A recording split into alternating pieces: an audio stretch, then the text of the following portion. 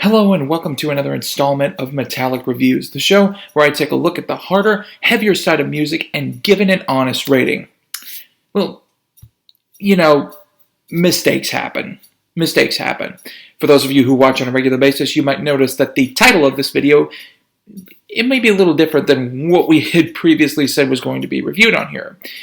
When I was putting together my schedule of albums to review for the year, I used the best, most updated Wikipedia article at the time.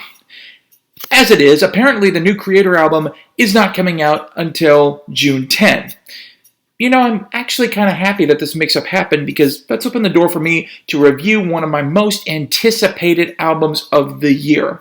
It's modern metalcore giants Memphis Mayfire and their new album Remade in Misery, released June 3rd on Rise Records. It's the band's first effort since their 2018 album Broken, which was something of a divisive release. So how'd the band do on the follow-up? Let's find out. Funnily enough, I'd already heard about 90% of this album before I started listening to it. They put out a ton of singles and even an EP with about half of this album on it. Basically, every one of the singles has wound up on my personal metalcore playlist. So that should tell you a lot about my mindset going into this listen.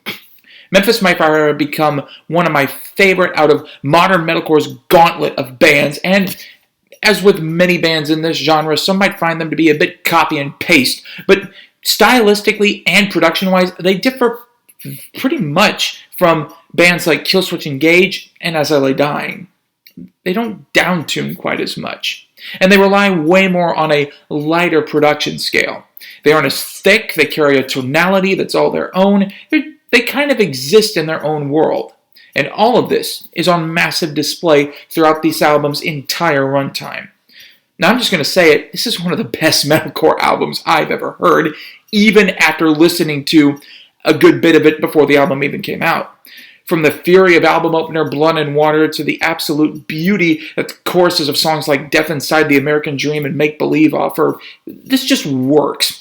Matty Mullins leads the group by offering what, in my opinion, is the metalcore vocal performance of the year to date. He's joined by an absolutely incredible showing from guitarist Kellen McGregor, and this solid foundation is only added to by drummer Jake Garland, whose poised and restrained yet fierce showing proves that even metalcore drumming can have its polished nuances and interesting pattern changes. What's fun about this album is that it's not all chugging and breakdowns. Yeah, there's a good bit of that, but there's also considerable attention paid to the melodic and the memorable. No chorus is not easy to sing along with, and no chord progression feels out of place. The brilliance that lies within is how the band is able to balance both the heavy and the light aspects of this particular subgenre, placing them in the highest echelon and pressing forward with a chaos that's both controlled and reckless. There aren't any songs that could be considered out of place within this framework. From front to back, the entirety of the record is defined by the band's use of both melody and very, very triumphant soundscapes. There are multiple layers within each song on here, but there are a few that stand out. There's a breakdown on here that's downtuned to the point where Meshuggah might turn a head. There's also a wonderful guest spot from A.J. Channer, lead vocalist for Fire from the Gods, who combines with Matty for the thunderous track Only Human. Now this is followed up by an absolutely outstanding album closer, The Fight Within, which brings the album's themes of positive thinking and overcoming obstacles to a close in beautiful fashion. Overall, Memphis Mayfire have created an absolute stunner of a metalcore album. In fact, I'd even go so far as to label this album a masterpiece. There's quite literally nothing wrong with it.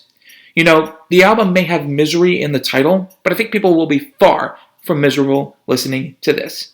That's why Remade in Misery gets a hearty 5 out of 5.